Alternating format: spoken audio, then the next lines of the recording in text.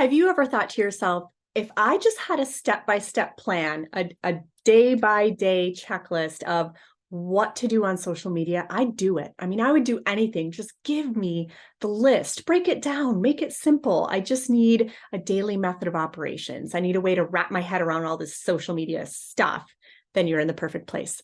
In this episode, I'm going to be talking with an amazing human who is a social media expert, and she's going to walk you through how to wrap your head around how you should be thinking about social media and how to show up in a super magnetic way.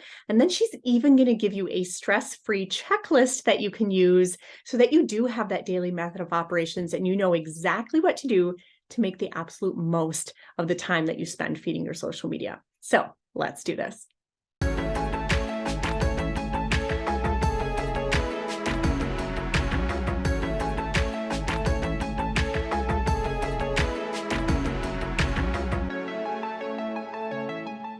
Hey everyone, welcome back. Today I'm here with Blair Kaplan Venables. She's an expert in social media marketing, the president of Blair Kaplan Communications, which is a British Columbia-based PR agency. She brings 15 years of experience to her clients as a pioneer in the industry, and she has helped her customers grow their followers into the tens of thousands in just 1 month, would win integrative marketing awards and launch their businesses and more. Now, Yahoo has listed Blair as a top 10 social media experts to watch in 2021. So we are super blessed to have her here with us today. And I can't wait to dig into her topic. She's going to talk to us about all things related to social media empowerment and really, showing up in the most impactful way that you can, which is, we couldn't have this event without her. So Blair, I'm so excited you're here and welcome. Thank you so much for having me. Like, what an honor. What a fun group we have. So I love your topic of empowerment because I think there's so many people that go into, they know social media is important to build a business. That's where the people are hanging out, right? But they don't feel like they've found their voice yet, right? They don't feel empowered to show up as their real self. They don't know what to say or how to say it. And they just kind of feel like someone just tell me what to do. Right. So at the, essence of what you teach, what is social media empowerment and how can we all feel empowered to show up as our best selves? That's what I'd love to dig into. But before we do, in case anyone in the audience has not met you yet, I'd find that hard to believe, but just in case, could you tell us just a little bit about you and your entrepreneurial journey and how you became this expert in this space? Yeah, that's a great question. My story, I have a pretty big story, but, just thinking about when it all began, I really believe I was born to be an entrepreneur. I have lots of entrepreneurs on both sides of my family. And, I remember when I was 12 years old, I got my mom to sign up for Avon to be an Avon lady, but it's so I could be an Avon lady. And I went door to door selling makeup so I can afford my own lipstick. I've always been very entrepreneurial. And when I've had jobs, I've been entrepreneurial. I like to say that if I was on The Real Housewives, my tagline would be, I don't make the rules, I just break the rules. Like, I can't be put in a box. No one puts baby in a corner. So I've been surrounded by entrepreneurs my entire life. I have it in my DNA. And yeah, it's been a really cool journey. And at the age of 23, at the beginning of the recession, I was a new resident of Vancouver, British Columbia, and I was working for Lululemon Athletica. And after 3.5 years, I decided, you know what, I want to start my own PR company, which is what I went to school for. And they wanted me to move up in management, but I just had enough of folding stretchy pants. And so I decided, okay, well, I'm going to start my own company. And I did. And that was 13 years ago. And that was just at the beginning of the rise of social media marketing. It wasn't even a profession yet. And so I am self-taught. Anything to do with social media, I've taken what I know from public relations and marketing and have applied it to social media. And so that's where I am today. I'm a social media marketing expert and mentor who empowers you to up-level your social media skills.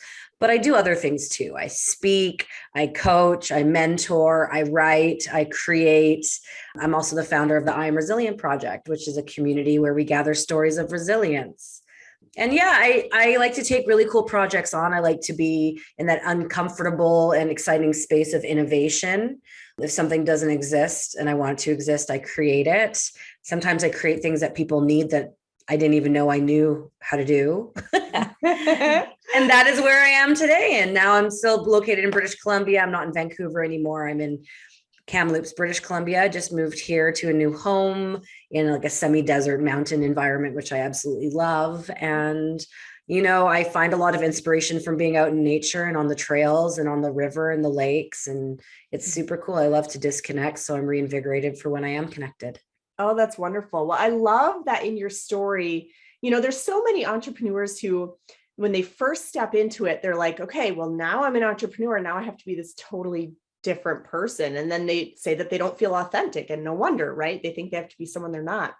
And I love that in your story, you took your PR background and you said, okay, how am I going to take this zone of genius that I have and adapt it to this new space of social media that's emerging? So you embraced who you were already and layered it on top of now filling this gap and learning this new skill. So I love that about your story. Super fascinating. So yeah, let's talk about being resilient and feeling empowered on social media. So you know what? I got to just tell you a little side story first. yeah. Because there's something missing from this story. And it's, we have a limited amount of time, but about being resilient and innovative and whatnot. It's funny, Lululemon gives their staff complimentary yoga. So I lived my life a certain way. And then when I quit, I was like, oh my gosh, yoga is so expensive.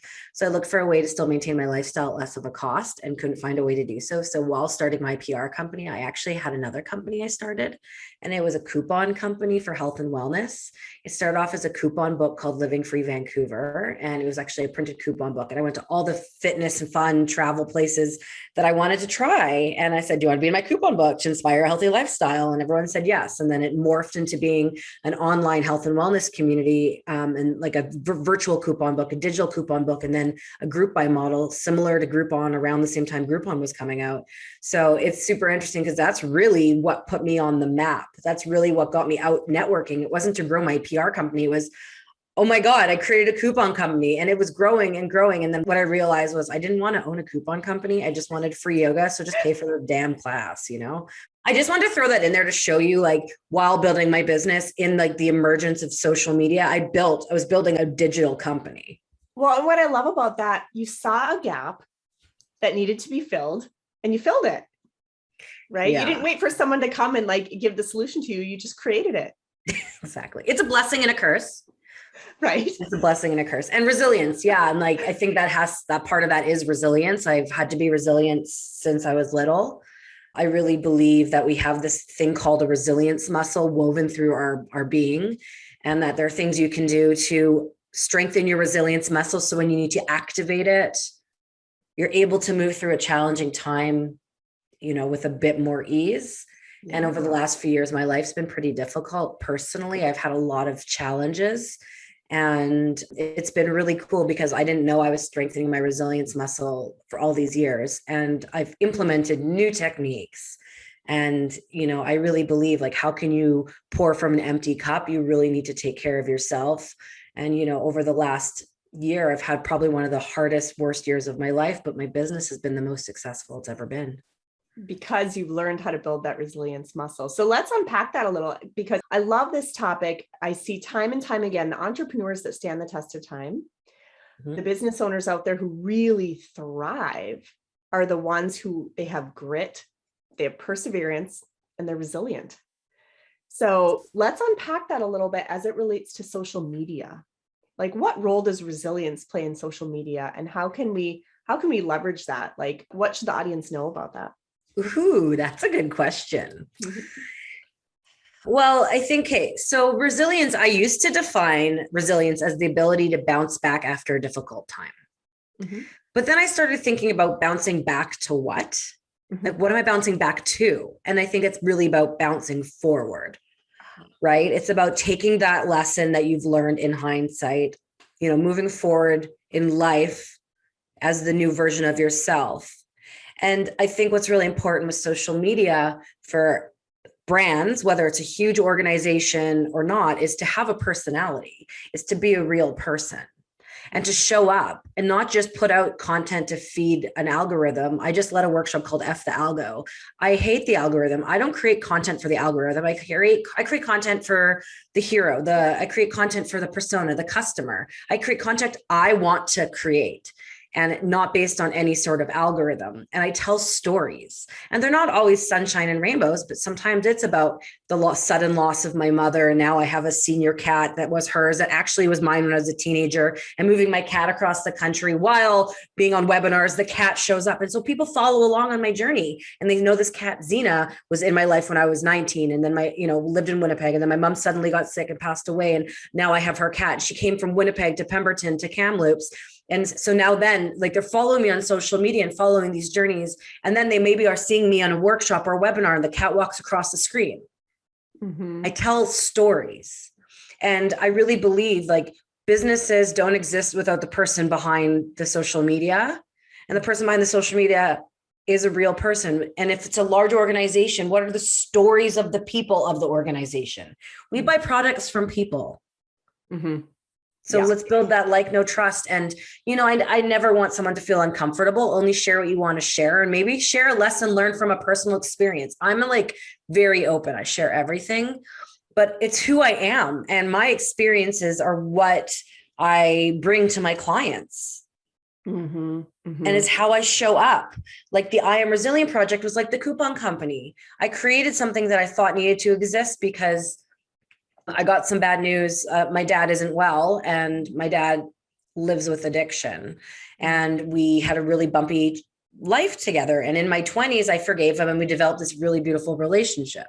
Mm-hmm. And at the end of 2018, we learned he was terminally ill. Oh. And I felt like I was being robbed. How is that fair? And so we started telling our story about forgiveness, resilience, addiction, and it was helping people. Mm-hmm. It was helping people. And I was like, oh my gosh, someone just heard my story and they went and got a therapist. Someone just heard my story and went to fix things with their dad. And I said, Dad, maybe we should create a legacy piece out of this story. Why don't we gather stories of resilience from around the world? Mm-hmm. And we'll publish a book, a coffee table style book, to inspire people to move through their challenges, because part of strengthening your resilience muscle is sharing your story, whether it's in a diary or to a therapist or in a public platform or community like ours. And, just not keeping everything bottled in. You can't keep everything in. And so, I was like, well, I guess we need to create a website. So I built a website. Oh, I guess we need social media. So I created social media, and we've been gathering stories for 2.5 years. And my dad to this day he's still with us, and the book's coming out in October. But that all came because we created this thing that was helping people. And social media plays a huge role in that. That's how we found a lot of the stories that we're going to come into our book, that are going to be in our community.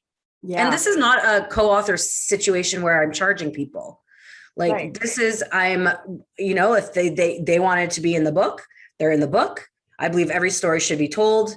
And a portion of each printed book that's sold is going to get donated back to supporting mental health and addiction. Oh, that's fascinating. I have goosebumps thinking about this. We need to have a conversation on the side. I know this is not what we planned to talk about, but social media is the nucleus, the center of how this is all growing. Social media is how we're going to become a bestseller. It's how the authors from around the world are going to get the message out. It's how we're going to empower more people.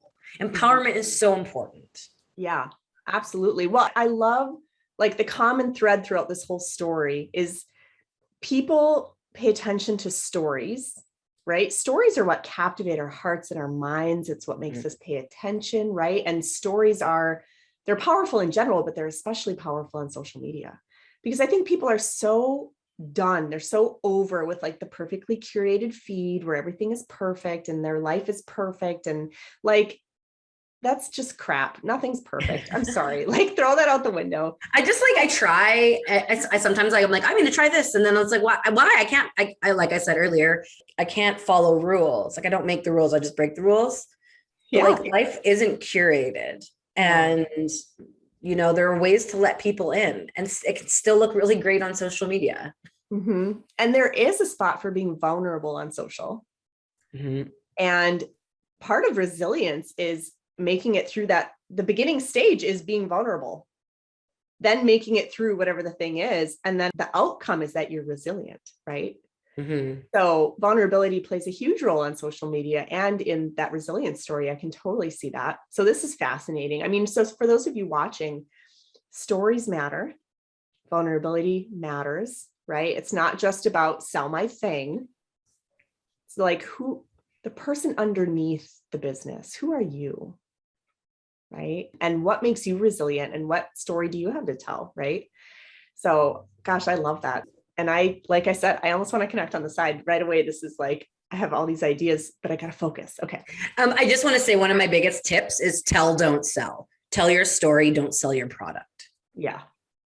Yeah. And yes, let's connect on the side. You'll naturally attract people. Right. Exactly. Yes. Yeah.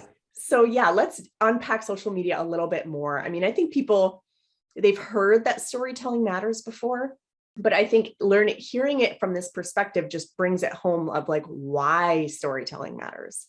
And this is a perfect example of how storytelling grows an audience and a grassroots effort and all those things. So what else should our audience be doing to truly feel empowered, to become more resilient, to become more effective on social media? Because yes, there's some heart involved, but yes, there's also like, there's day to day, you kind of have to be organized, right? Like what else should our audience know about being effective on social media?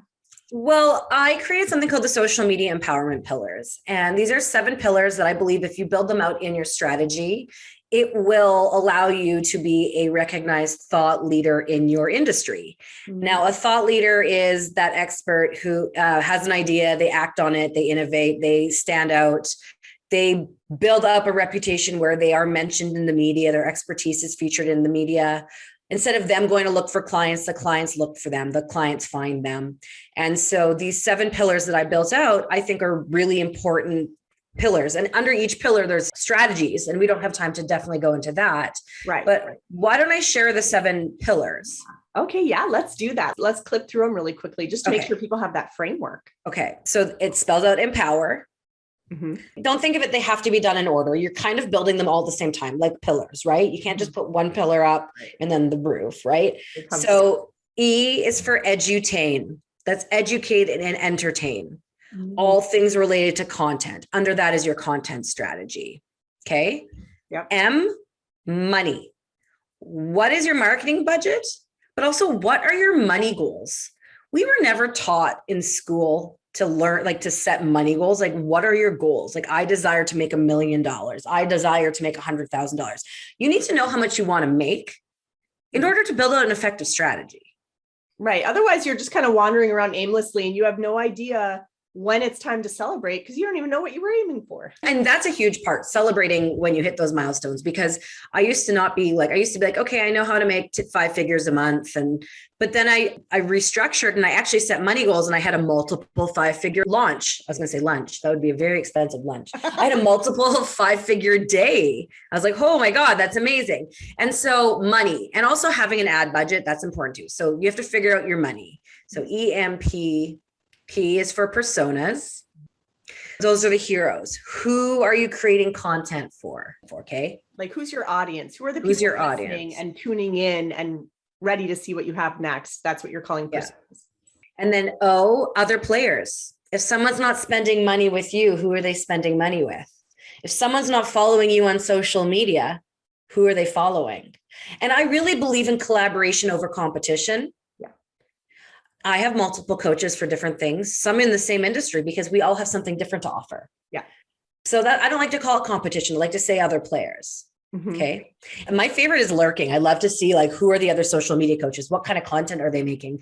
What are they teaching on? How many followers do they have? You know, what do they do well? What don't they do well? You know, it shows you opportunities for you, gives you inspiration, but also potentially opens the door for collaboration in the future. Absolutely. There's the wide world of social media is so full of people. There's plenty of abundance for everybody. Mm-hmm. Honestly, there's no reason to treat your competition as competition. Collaboration is where it's at. So I love that you call them other players. That's a really cool term. Yeah. Thank you. Okay. So W is for wins. Wins. 1, we are humble human beings. Got to brag about it. I call it peacocking. Share your wins. You landed the client. You got the paycheck. You got the speaking engagement, whatever it might be. First of all, share your wins. Yeah. But also, this has to do with publicity. This isn't just wins, but this is the thought leadership piece, the publicity piece, where you build out a media plan to be a recognized expert in your industry in the media. Mm-hmm. It's Every providing social proof that like, hey, I'm not just Mm-hmm. here squawking to myself. Like I'm doing these things for a reason. And here's all the people who are noticing. And so I think publicity is a really important part of a social media strategy. Mm-hmm. And then EMPOWE, engagement. Yeah. You need to have an engagement strategy. Social media engagement, in-person engagement, when that becomes a thing again, schedule engagement time in and then build a strategy around it. That is so important. We're not just pumping out communication. We're not a one-way broadcasting tool.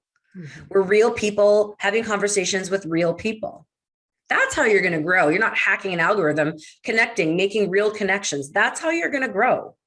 So I hope you guys are noticing a trend. How many of the speakers now at this point, however many videos you've watched, how many of them have all said it's about connection? It's about real relationships and real connection. And here it is again, and it couldn't be more true. We're not just trying to hack an algorithm or check 10 boxes every day. We're trying to be real people connecting with real people. And then the last one is my favorite. And this is something I learned from when I started Lululemon in 2005. Realistic goals. Okay. What are your personal goals? What are your health goals? What are your professional goals? They all work together. And it's important to know those things because when you share them on social media, people root you on, they cheer you on. They maybe will help you get closer to your goals. I'm going to share an example. I set a goal at the beginning of the year, the beginning of 2021. And I was like, I want to be featured in Forbes and Fast Company. And I go starting to work towards all that because, media wins, you start with your low hanging fruit and media breeds more media. So I was working towards it. And I have signed up for something called Help a Reporter Out, HARO. There's a little nugget for you. And that you get emails every day from journalists looking for experts and they're writing articles and are looking to speak to experts. And so I always answer requests. And sometimes the article comes out right away. Sometimes it doesn't. Sometimes the journalist will say, hey, I'm including you. Sometimes they don't. So anyways, January, one of my goals, be featured in Fast Company and Forbes. I'm very public about it. I talk about it on lives and in social media and this and that, and networking. And a few months into the year, March, I believe it was March, I did, I reset up my Google alerts. And I every so often check it. I'm like, did I miss something? And then I actually go to the publications and type my name in just to see if someone wrote about me. And in October, so almost a year ago, my expertise was featured in Forbes. But they spelled my name wrong. They added an E at the end of Blair. I had no idea. And so you had already hit your goal and you didn't even know it. Exactly. And so I'm so public about it. And another goal I'm really public about is I desire to empower 8 million people by the time I'm 40. So in 4 years. And that can be people who've watched our videos and read articles. And I just want to empower people through resilience and social media. And I have a TV interview coming out in November. And I was just looking at it just to do some prep for marketing. And they're like, oh, our viewership is 14 million people. I was like, well, I just hit my goal. I should have made it higher. But like, wow. I share my goals. And the thing is also when you do that, people see the power in you knowing what you're doing. Yeah.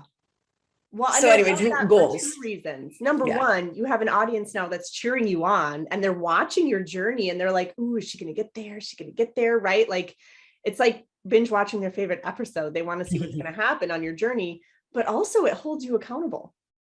You can't shrink away from your goals once you've made them public. Like, people know they're not going to forget.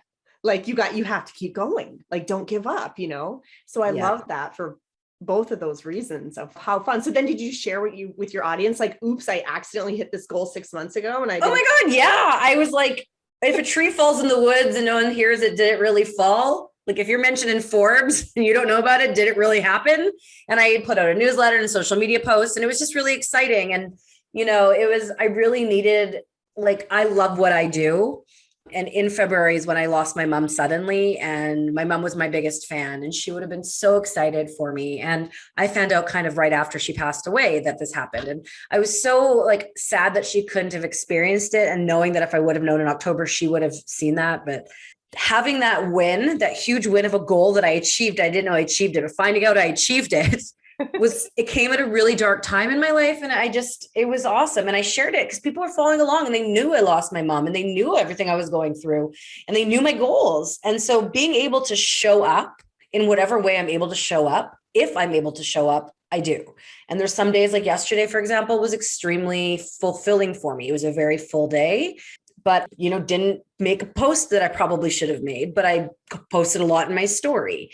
And I always say, if you don't feel like posting, don't post. Like, show up when you want to show up. If you have a business and you never feel like posting, then hire someone. But yeah, I love that of like, you can't create a fan base who's there cheering for you if they don't know what they're cheering for. mm-hmm. Like, you have to share enough of yourself and what you're doing and what you're involved in that they, everyone loves the reality TV show view of just like peeking into someone else's life for a hot minute, right? Like, give them something to look at, you guys. Yeah. It's like you have your own reality show. Like, my Instagram is Blair from Blairland, and that's what it is. Like, I let you into Blairland, although that's not the intention of the username. That came from a high school party, like way back when I introduced myself to a bunch of the older boys as Blair from Blairland, and that my nickname that stuck. Yeah. But I mean, look at your Instagram or your social media, even the stories feature as your reality show. Let people in. Yeah. People want to know. I think a lot of people, like, they hear that advice and they think like, but my life is boring.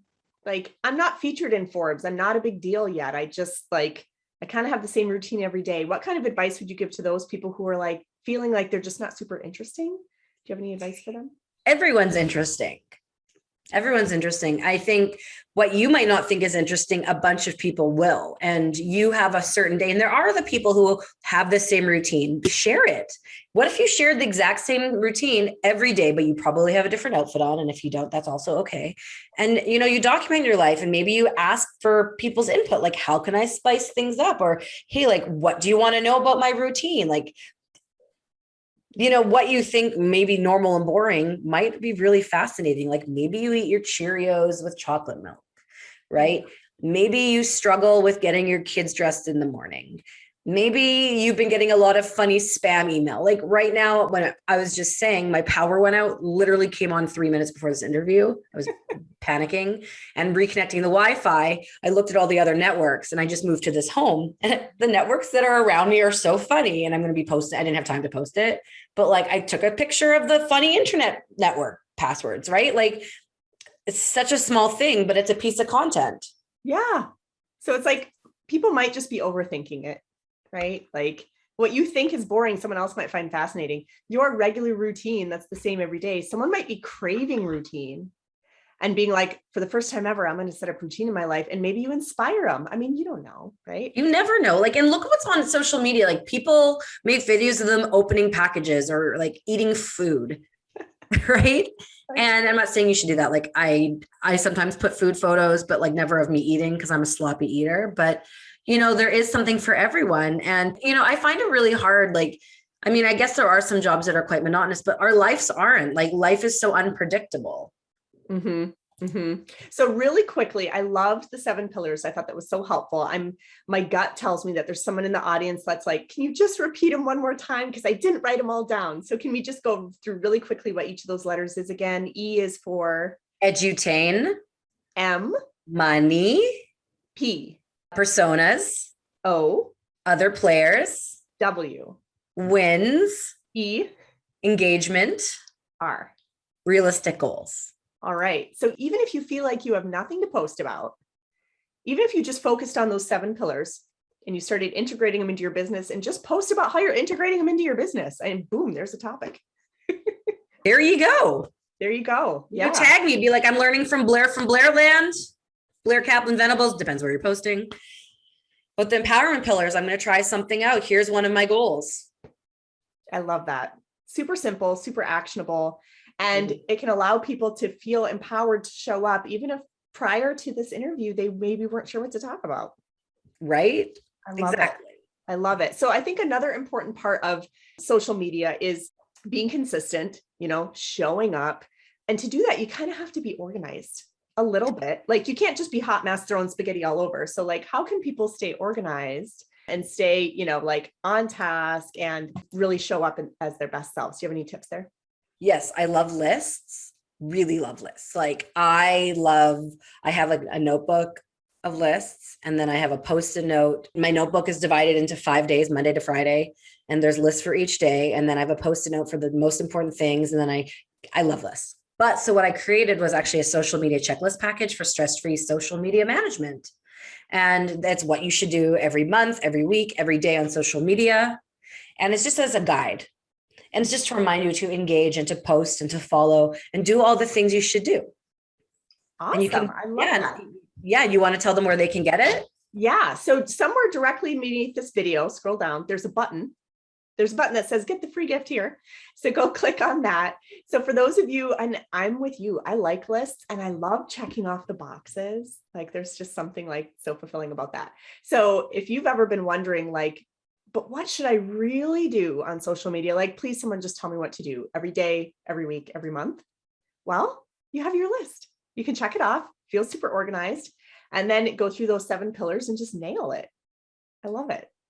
Amazing. And you know what? Those empowerment pillars aren't in the social media checklist. That's like a whole nother thing. But if you connect with me on social media, or even go to my website, blairkaplan.ca, Blair with no E, blairkaplan.ca, you can connect with me and follow me and see when I do a lot of free workshops. I do free master classes. I do group coaching and private coaching. I love to edutain. So yeah, awesome. Well, thank you so much for your time and expertise. I love the 7 pillars. I love the checklist. It takes something that can feel otherwise overwhelming and just simplify it and streamline it. And I think people are craving that. So they're going to love it. You've been listening to the Impactful Entrepreneurs Show with Adrienne Hill, where we support coaches, course creators, and network and affiliate marketers to translate their big picture vision into actionable plans to build out their business efficiently. If you love our show, we invite you to visit buildalifebydesign.com to join the conversation, access the show notes, and discover more helpful resources. Don't forget to subscribe, rate, review, and share. Thank you for listening.